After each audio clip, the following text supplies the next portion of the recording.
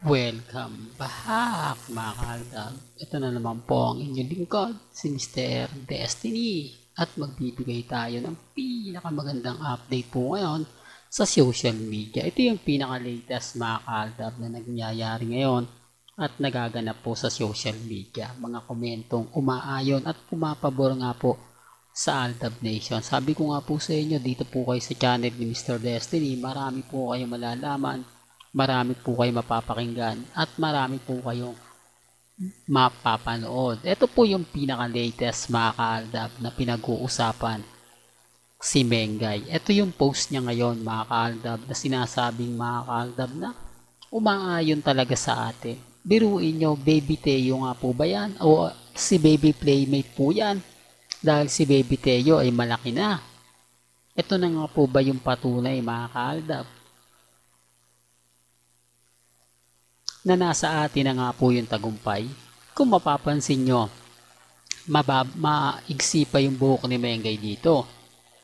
At kung titignan nyo, yung hawig ng bata, di po ba? Mala Alden Richards. Oops, issue na naman yan, Mr. Destiny. Alam mo kaya ka nababash eh. Kaya ka lagi na pag-iinitan dahil sa mga sinasabi mo. Well, sa akin naman po, hindi naman po ako namimilit, di po ba? Ako naman po yung tipo ng, kumbaga kung ano po yung paniniwala po ninyo, kung ano po yung sa tingin yung tama, nire-respeto natin yan at ginagalang. At dito naman po sa channel ni Mr. Destiny, marami po kayong maintindihan, marami po kayong mauunawaan. Pagamat marami pong mga kwento, marami mga bagay-bagay na lagi ko naman sinasabi at lagi ko naman pong ina-update, abay maging relax lang po kayo. Di po ba? Basta sa atin mga kaaldab, sabi ko nga kung ano lang po yung mga nakikita po ninyo, napapanood, napapakinggan, maging matatag lang. Di po ba? Maging kampante, wag po kayong magpapadala at wag po kayong magpapaapekto sa mga pahayag ng iilang kritiko ni Mr. Destiny. Alam nyo po ba na tayo po ang patok na patok ngayon? Tayo nga po ang pinag-uusapan dahil 10th year anniversary nga po natin. Yun naman po talaga yung kinakututuwa at ikinasisiya po ni Mr. Destiny. Darating din po mga kaaldab yung panahon na tayo yung wagi, tayo yung panalo. Hindi po ba? Pasensya na po kayo kung bakit lagi kong sinasabi yan at paulit-ulit ko pong binabato. Dahil alam ko po ang buong istorya at buong kwento.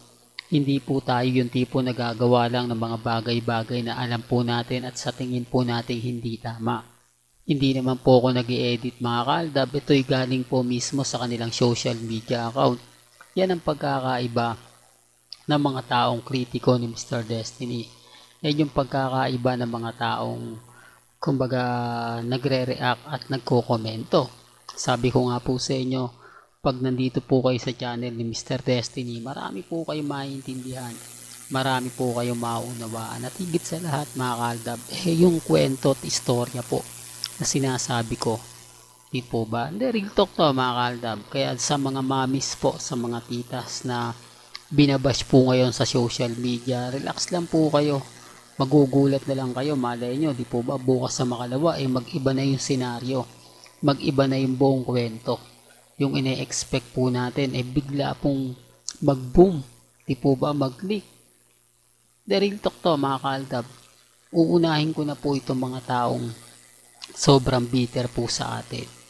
Pag dumating po yung point mga kaaldab na kumbaga ito na yung pinakahihintay natin, ito na yung inaasahan natin, ito na yung pinaka, di po ba? Alam niyo sa totoo lang po pag dumating yung tamang panahon, gaya nga po ngayon, happy 10th year anniversary po muna mga kaaldab sa mga mamis na hanggang ngayon nakikipaglaban, hanggang ngayon nakikipagdigmaan po sa mga taong nabubwisit po sa atin, yung tipong naiinis, laging galit, laging mainit ang ulo kapag ka naririnig nila ang pangalang Mr. Destiny. Alam niyo, tumatak na po ako sa kanila.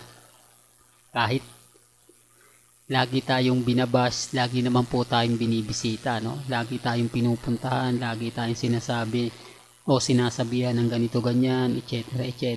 Di po ba? Kaya ang sabi ko sa inyo, ako po yung tipo na mapapaisip kayo. Ako po yung tipo na kapag pinuntahan sa isang bagay-bagay po, talaga naman pong nakakatuwa at nakakataba po ng puso. Alam nyo po ba mga ka-Aldab ang istorya sa buong fandom ng Aldab? Ang 10th year, lahat naman po ito mga pagsubok lang. Kinukwento ko lang po sa inyo mga ka-Aldab, yung mga bagay-bagay na sinimulan po natin. Dahil sabi ko nga po sa inyo, kung gusto nyo lang po ng mga update, pupunta lang po kayo sa channel ni Mr. Destiny. Doon makikita, mababasa ninyo, malalaman po ninyo ang napakarami po nating posts, update, mga video na kung saan po talagang magugulat po kayo. Alam nyo po bang pag binisita po tayo ng mga ilang kritiko po natin, nagugulat sila, almost 6,000 video o baka 8,000 na po ngayon sa dami. Ako nga rin po, hindi ko na mabilang. Ganyan po karami ang video ni Mr. Destiny. Ganyan po karami ang mga nagmamahal at sumusuporta po kay Mr. Destiny. Kaya nga po hindi ako natitinag. Hindi ako naapektuhan. Lalo na po kapag sinasabi nila na, nako Mr. Destiny, kumbaga, ano ka na, ganito ka na, talo ka na, hindi po ba? Kaya nga sabi ko sa inyo mga ka-Aldab, lahat po o mga kaganapan kina Alden Richards at kay Mengay, maging kampante lang po kayo. Di po ba? Maging relax. Malay nyo mga ka-Aldab, biglang magbago yung senaryo. Biglang magbago yung mga bagay-bagay na talaga naman pong mapapaisip ka. At talaga naman pong, kumbaga, eto na yung pinakahihintay mo. Ito na yung sinasabing ganito, sinasabing ganon. Kaya nga sabi ko sa inyo mga ka-Aldab, relax lang, maging kampante lang po kayo, maging matatag. Malay nyo, di po ba, na yung sinasabi ko, talaga naman pong bumulusok na. Yung tipong tayo na po yung pinakahihintay, o tayo na po yung magsasabi at magpapatunay po sa mga pahayag at komento ng iilan. Real talk to mga ka-Aldab, lalo na po sa mga bitter po sa akin, sa mga naiinis, sabay, relax lang po kayo. At least dito sa mga ipapakita ko po sa inyo, kayo na po bahala humusga kung sino nga po ba yan. Hanggang dito na lang po ang ating latest updates. Kaya kung gusto nyo pa po ng pinaka-latest at sariwang update, abay tumutok lang po kayo dito po sa channel ni Mr. Destiny para updated po kayo sa mga bago at sa mga latest na i-upload po natin maya-maya lang. Hanggang sa muli, salamat po sa panonood at pakikinig.